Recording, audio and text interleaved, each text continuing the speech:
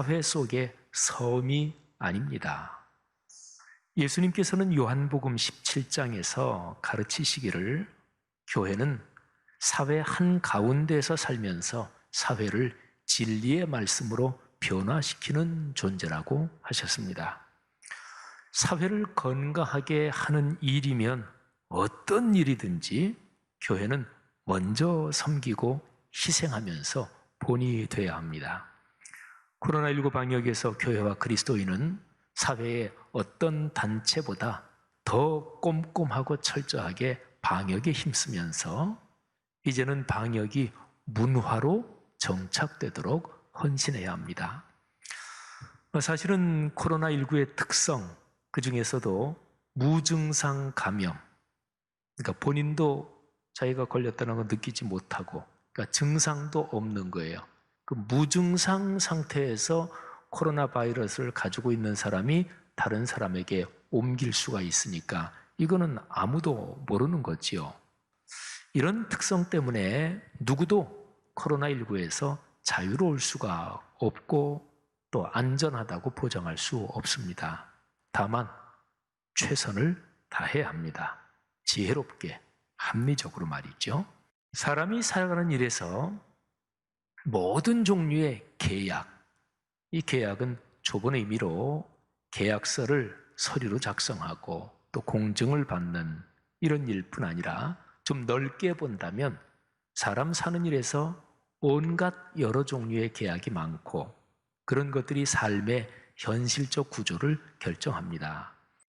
이렇게 보면 사람의 삶은 태어나서부터 이 세상을 떠날 때까지 수많은 계약 또는 약속의 구조에서 살아간다고 볼 수 있겠죠.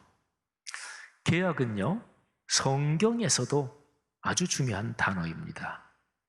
기독교 신앙의 중심이 무엇일까요? 그것은 하나님과의 관계입니다. 이게 기독교 신앙의 축이요, 토대요, 심장이죠. 그런데 성경은 하나님께서 사람과 맺는 그 관계를 계약이라고 표현합니다. 또는 언약이라고 말씀하기도 해요.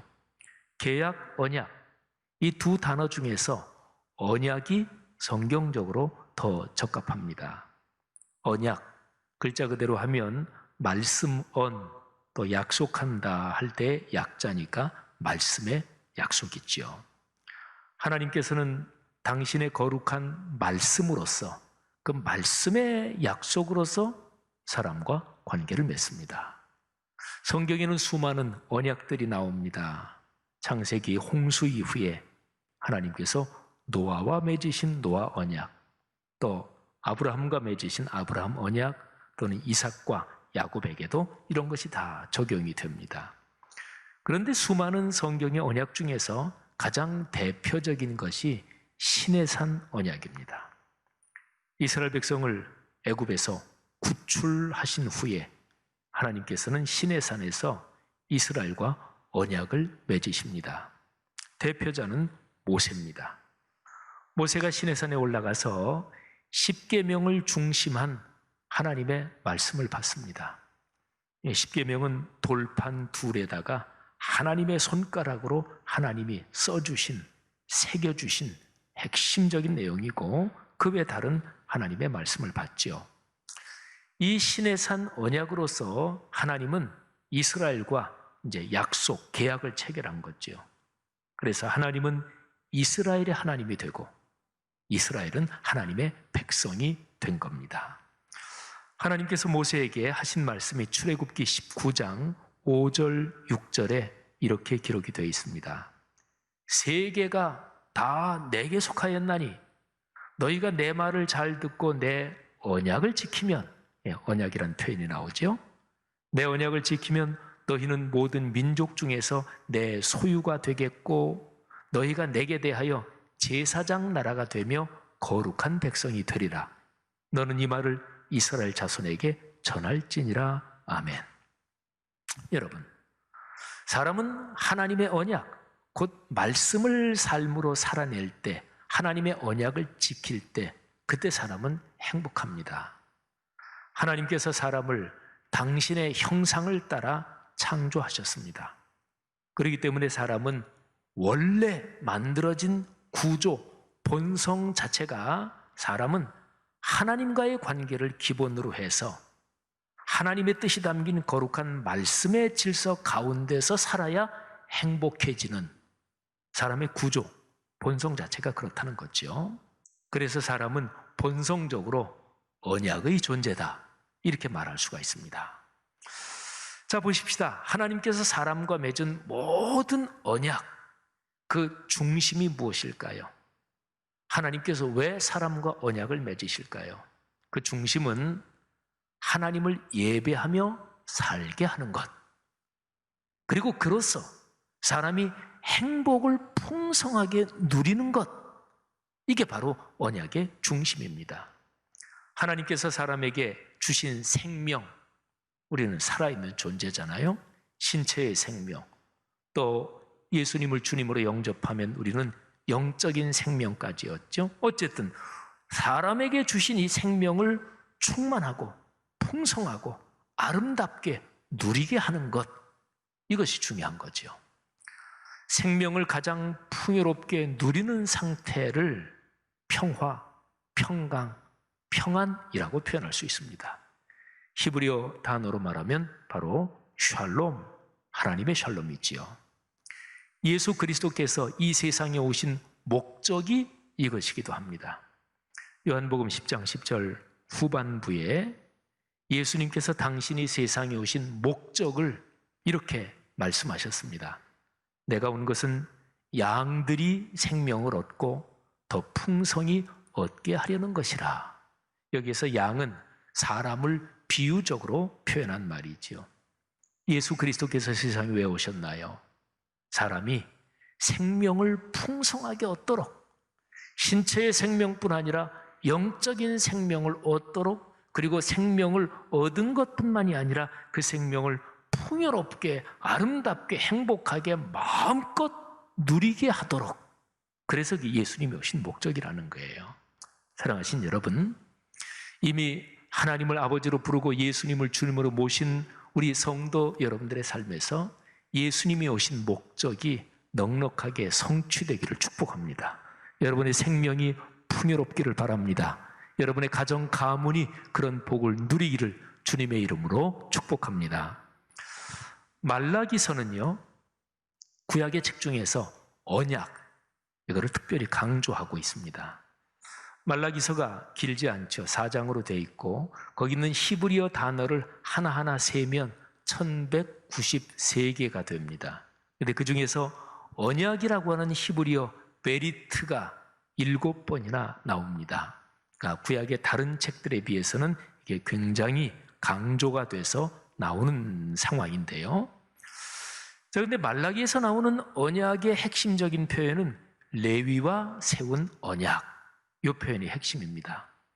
여기에 왜 레위의 이름이 언급이 됐을까요?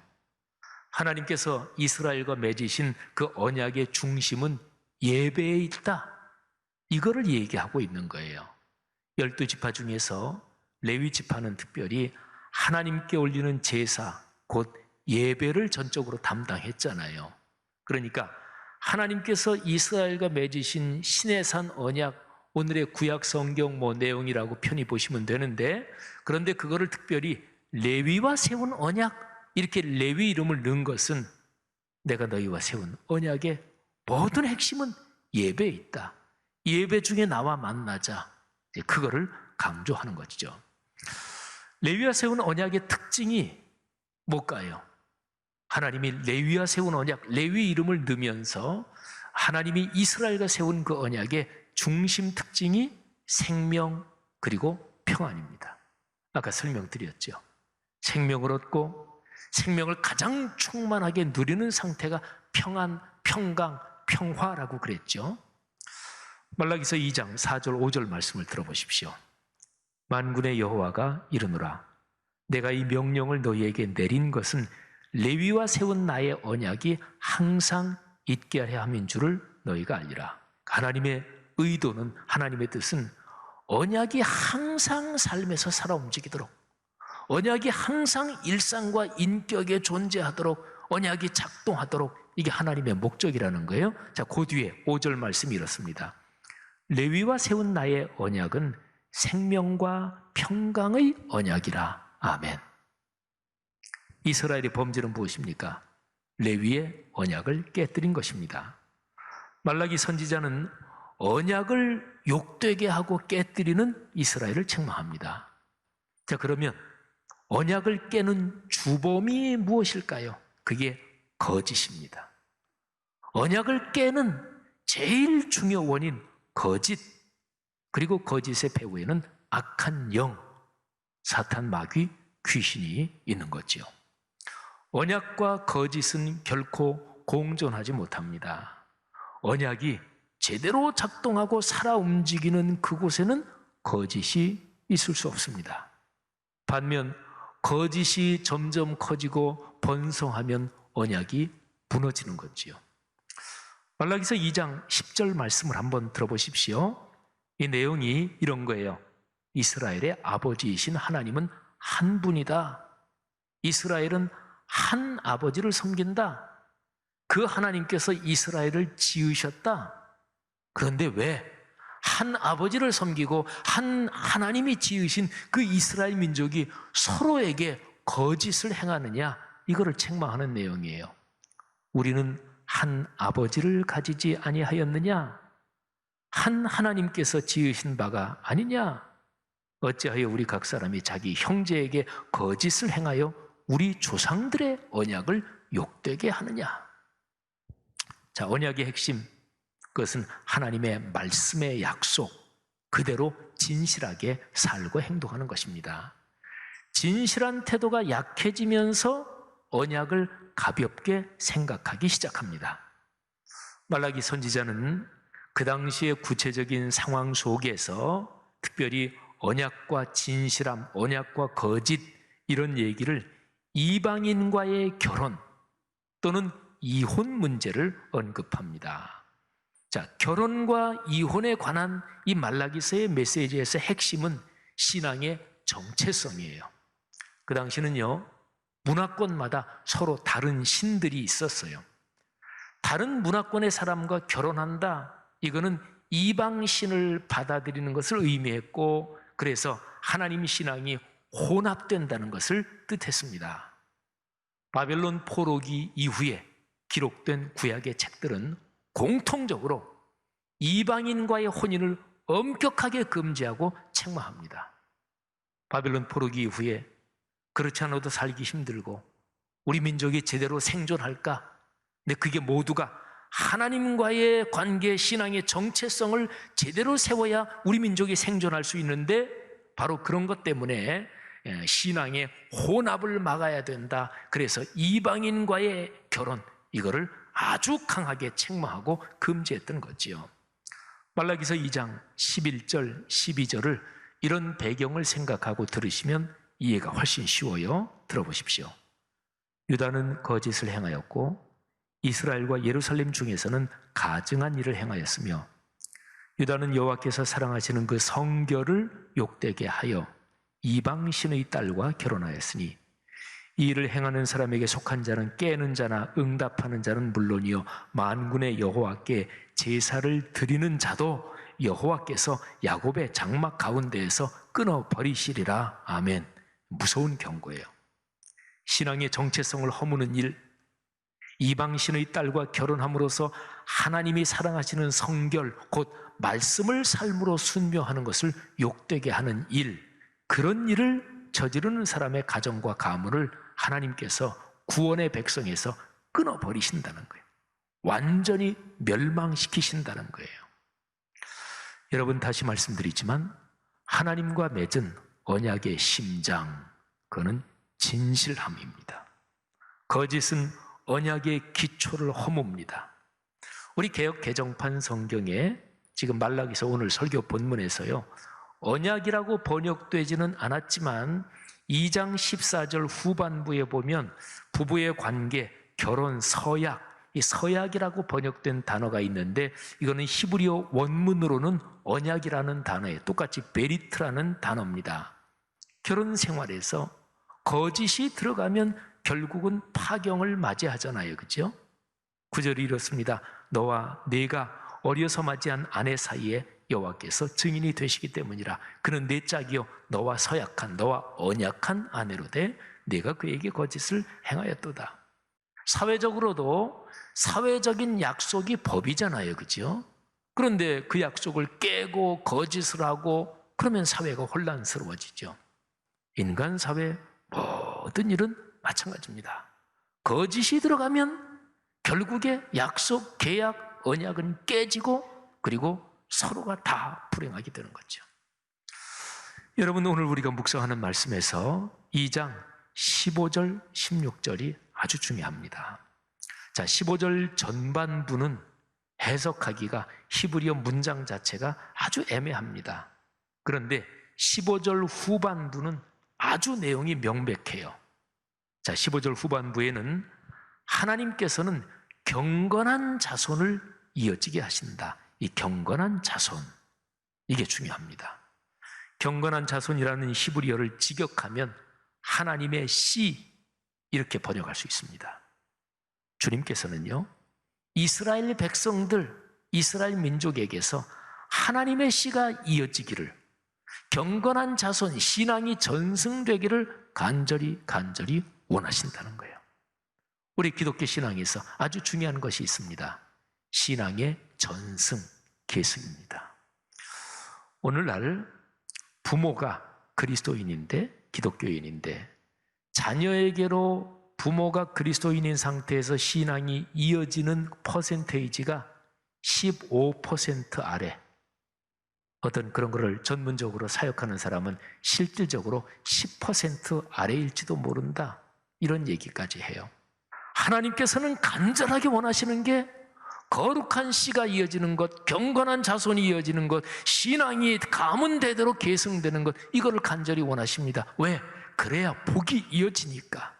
성도 여러분들이요, 여러분의 아들, 딸, 손녀, 손자 중에서 신앙생활을 안 하시는 그런 자손들이 있다면 기도 제목의 제1순위에 늘 그것을 넣으시기를 주님의 이름으로 권면합니다. 하나님께서 그 자손을 구원해 주실 줄로 믿습니다. 이를 위해서, 그러니까 신앙의 거룩한 전승, 계승을 위해서 아주 중요한 것, 그걸 이제 15절과 16절에서 얘기하고 있어요. 가장 중요한 것이 마음과 영혼, 여기 성경에는 심령이라고 한자어로 나왔죠. 마음과 영혼을 지키는 것, 그래서 거짓을 멀리하고 거짓을 행하지 않는 것, 이게 이제 중요하다. 이게 15절에도 나오고 16절에도 나와요. 15절 말씀, 내 심령을 삼가 지켜서 거짓을 행하지 말지니라. 16절에 그러므로 너희 심령을 삼가 지켜 거짓을 행하지 말지니라. 아멘. 오늘 설교의 요점은 심령, 곧 마음과 영혼을 지켜야 한다는 것입니다. 마음과 영혼을 지키지 못하면 거짓이 들어옵니다. 그리고 거짓이 들어오면 거룩한 말씀의 약속이 약해집니다. 그리고 우리의 마음에서 하나님의 말씀 또는 하나님의 언약, 이거를 대수롭지 않은 걸로 가볍게 생각하기 시작합니다. 바로 거기에서 모든 문제가 시작됩니다. 그러니까 마음과 영혼을 지켜야 된다, 심령을 지켜야 된다. 근데 이거는 현실적으로 보면 사람 마음이요, 마음을 마당이라고 생각해 보세요. 이런 마당이 있는데 거기서 아이들이 막 뛰고 놀아요. 그런데 아이들이 뛰고 노는 거, 그 움직임, 그거를 생각이라고 합니다. 마음은 마당이에요. 그 마당에서 작동하는 그거를 생각이라고 할 수가 있어요. 성경은 마음과 영혼을 또 같은 뜻으로 쓰기도 해요. 자, 어쨌든 마음, 영혼, 생각. 악한 영이 우리를 공격할 때 언제나 마음, 영혼, 생각, 일로 틈타고 드는 거예요. 악한 영이 우리를 공격할 때 마음 속에 그 생각의 영역으로 들어옵니다. 요한복음 13장 2절 말씀을 한번 들어보세요. 마귀가 벌써 시몬의 아들 가룟 유다의 마음에 예수를 팔려는 생각을 넣었더라. 그러니까 가룟 유다를 마귀가 자기의 도구로 사용하기 위해서 제일 처음 작업이 유다의 마음속에 다른 생각을 넣는 거예요. 사람이 다 그렇잖아요. 그죠? 어떤 안 좋은 일, 거기에 속아 넘어가고 사기를 당하는 것도 제일 처음에 어떤 생각이 들어오는 거예요. 어이구, 그렇게 이자를 많이 준다고? 1년만 거기에 묻어두면 그렇게 많이 이게 불어난다고? 생각이 들어오는 거예요. 잘못된 생각이. 구약성경 잠언에서 마음, 영혼, 생각 이런 단어는 긴밀하게 연관이 되어 있습니다. 잠언에서 제가 세 구절을 낭독해 드릴 테니까 한번 들어보세요. 이 세 구절에서 지혜, 명철, 지식, 법, 명령 이런 단어들은 모두가 다 하나님의 말씀, 언약을 가리키는 표현이에요. 자, 2장 2절 내 귀를 지혜에 기울이며 내 마음을 명철에 두고 2장 10절 곧 지혜가 내 마음에 들어가며 지식이 내 영혼을 즐겁게 할 것이요 3장 1절 내 아들아 나의 법을 잊어버리지 말고 내 마음으로 나의 명령을 지키라. 아멘. 여러분, 모든 사람이 다 그렇지만 그리스도인은 특별히 자기 마음을 잘 성찰하면 마음과 또는 그 생각 속에 또는 영혼 속에 좋지 않은 것이 들어오는 것을 감지할 수 있어요. 그렇습니다. 그러면 그게 처음에 들어올 때 그 싹을 잘라버려야 되고 처음에 그거를 조치를 해야 돼요. 차단을 해야 돼요. 가정생활에서 또는 신앙생활, 교회생활에서 또는 직장생활에서 다 마찬가지예요. 어떤 불평, 불만이 이렇게 저렇게 듭니까? 근데 그거 놔두면 자기가 자기를 합리화하고 정당화해요. 야, 왜 이거 이래? 아유, 나는 잘하려고 하는데. 그런데 자기를 정직하게 성찰하지 않으면 불평, 불만, 짜증 이런 게 자꾸만 스멀스멀 커집니다. 그래서 자기도 모르는 사이에 드디어 자기의 마음과 생각을 오염시키는 거예요. 우리 오늘날 사회에 감사치료, 감사일기 이런 것도 많이 있죠. 어찌됐든지 간에 무턱대고 감사하더라도 감사하면 삶이 건강해진다. 그 효과가 있대요. 제가 잘 아는 친구 목사님 중에서 감사일기, 감사운동하는 그런 목사님이 계세요. 감사일기를 쓰면 놀라운 기적 같은 일을 체험하기도 한대요. 무턱대고 해도. 사랑하시는 여러분, 이 세상에 예수 안 믿는 사람 중에서도 지혜롭고 품위 있는 사람은 늘 자기 마음을 성찰하는 사람입니다. 그리스도인은 말할 나위도 없습니다. 하나님의 말씀으로 자기 자신을 성찰하면서 특별히 예배의 심장인 주일 예배, 예배의 기둥인 수요 예배, 그리고 개인의 말씀 묵상 시간을 통해서 하나님을 만나면서 하나님의 마음으로, 하나님의 시각으로 자신을 살펴보는 거죠. 그럴 때에 우리의 심령에 그리고 우리의 생각 속에 사탄이 거짓을 집어넣어주고 자기 합리화를 집어넣어줄 때 그거를 차단하는 것입니다. 그럴 수 있는 영적인 분별력, 또 깨어있는 신앙의 성찰이 여러분에게 있기를 주님의 이름으로 축복합니다. 사람의 삶에는 문제가 가득합니다. 그 때문에 염려와 근심이 누구에게나 많습니다. 하나님께서 사람에게 주시는 가장 큰 복은 우리의 마음과 생각, 곧 심령을 지켜주시는 것입니다.